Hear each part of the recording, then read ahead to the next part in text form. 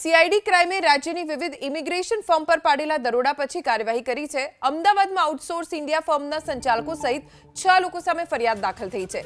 વિજય 4 રસ્તા પાસે આવેલા આઉટસોર્સ ઇન્ડિયા નામની ઓફિસ પર પણ દરોડો પાડવામાં આવ્યો છે, જેમાં પોલીસને મોટા પ્રમાણમાં બનાવટી પ્રમાણપત્રો અને ગેજેટ્સ તેમજ અન્ય દસ્તાવેજો મળી આવ્યા છે, જેના આધારે सीआईडी ક્રાઇમે કાર્યવાહી કરી। આ શખ્સો યુવાનો પાસેથી લાખો રૂપિયા લઈને તેમને ગેરકાયદે ઇંગ્લેન્ડ, અમેરિકા અને કેનેડા મોકલવાનું કૌભાંડ ચલાવતા।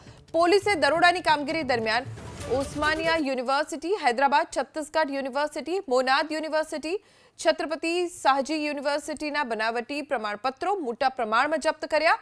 લેપટોપ, મોબાઈલ ફોન, અન્ય દસ્તાવેજો પણ મળી આવ્યા છે, જેના આધારે પોલીસે ફર્મના પાર્ટનર દીપક પટેલની પૂછપરછ કરતા કેનેડામાં રહેતા તેના ભાગીદાર સ્નેહલ પટેલનું નામ બહાર આવ્યું।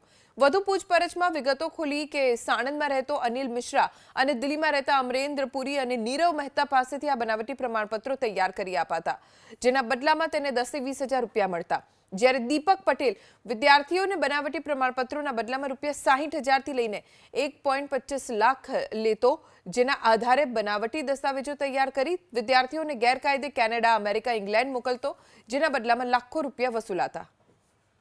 અમારા સંવાદદાતા અર્પિત દરજી પાસેથી વધુ જાણકારી પ્રાપ્ત કરીશું। અર્પિત, મોટી ઓફિસીસ ખોલીને વિદ્યાર્થીઓને ગેરમાર્ગે દોરીને કેવી રીતે આખું કૌભાંડ આચરવામાં આવતું? દિવસે ને દિવસે જે ખાસ તો યુવાનોમાં વિદેશ જવાનું ઘેલછા વધી રહી છે, એના કારણે જ આ પ્રકારના જે બેફામ બની રહ્યા છે, આ પ્રકારના તત્વો, લેભાગુ તત્વો કહી શકાય। અને એ ઓફિસ છે આઉટસોર્સ ઇન્ડિયા નામની, અને તમે જોઈ રહ્યા છો આ ઓફિસ હાલ બંધ અવસ્થામાં છે। 15 તારીખે અમદાવાદ, વડોદરા અને ગાંધીનગર શહેરમાં सीआईडी ક્રાઇમ દ્વારા જે તપાસ કરવામાં આવી હતી અને જે વિઝા કન્સલ્ટન્ટ હોય છે, મોટી ફીસ ઉઘરાવીને લોકોને ગેરમાર્ગે દોરવાનો, છેતરપિંડી કરવાનો જે કારસો રસ્તા હોય છે, આ 201 નંબરની ઓફિસ છે, બીજા માળે ધ લિંક બરોબર વિજય 4 રસ્તા પાસે કોમ્પ્લેક્સ આવેલું છે, ત્યાં એની ઓફિસ છે। હાલ ઓફિસ બંધ છે, પણ આ જે વિઝા કન્સલ્ટન્ટ છે એ લોકો દીપક પટેલ અને સ્નેહલ પટેલ બંને એના માલિક હતા અને મૂળ સરગાસણમાં રહે છે, અને અહીંયા તેઓએ ભાડેથી ઓફિસ રાખી હતી। અને એમના અન્ય 3 સાગરીતો છે, જેમાં એક સાણંદનો છે, એક અમદાવાદનો છે અને એક દિલ્હીનો છે। એ ત્રણેય સાથે મળીને આ બંને લોકો છે એ લોકોને ગેરમાર્ગે ખાસ યુવાનોને દોરવાનું કામ કરતા હતા।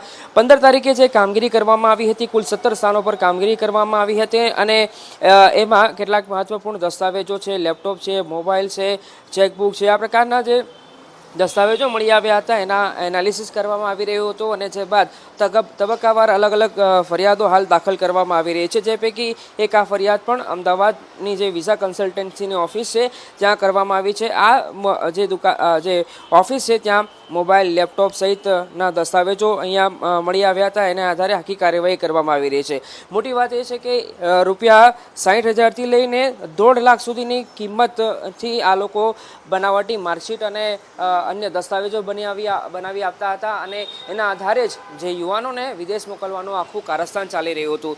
એક તરફ જ્યાં એક મોટી ઘટના સામે આવી છે, આખું જે પ્લેન છે એ પ્લેનમાં કબૂતરબાજી થકી માના માધ્યમથી લોકોને વિદેશ લઈ જવામાં આવી રહ્યા હતા, એ વાત પણ હાલ સામે આવી રહી છે। અને બીજી તરફ सीआईडी ક્રાઇમની આ મોટી કાર્યવાહી છે, અને ભૂતકાળમાં જે વાત કરું તો મહેસાણાના જે લોકોને પણ લઈ જવાનો પ્રયાસ ગેરકાયદેસર રીતે કરવામાં આવ્યો હતો અને જેમાં મોત થયું હતું, એ આખી ઘટના પછી લગભગ 1.5 થી 2 વર્ષ થવા આવ્યું, એ આખી ઘટનાએ ખૂબ જ ચર્ચા જગાવી હતી। અને એ ઘટના પછી હવે પોલીસ પણ સક્રિય બની છે અને અલગ સ્થાનો પર આ કામગીરી કરી રહી છે। સ્ટેટ મોનિટરિંગ સેલે પણ જે મહેસાણાનો કિસ્સો હતો એમાં તપાસ કરી અને મોટા ખુલાસાઓ થયા હતા। કબૂતરબાજીની આખી ઘટના હતી, એમાં નવા નામ સામે આવ્યા હતા, નવા ખુલાસા થયા હતા, અને હવે જ્યારે सीआईडी ક્રાઇમની આ આખી તપાસ કરવામાં આવી છે, જેમાં અમદાવાદ શહેરમાં 2 જગ્યાએ જે દરોડા પાડવામાં આવ્યા હતા, એ દરોડામાં 2 ફરિયાદ થઈ ચૂકી છે। સાથે અન્ય જગ્યાએ જે શહેરોમાં અને અન્ય વિઝા કન્સલ્ટન્સી પર જે દરોડા પાડવામાં આવ્યા હતા, એના ડોક્યુમેન્ટ અને જે મુદ્દામાલ જપ્ત કરવામાં આવ્યો હતો, એનું એનાલિસિસ કરવામાં આવી રહ્યું છે।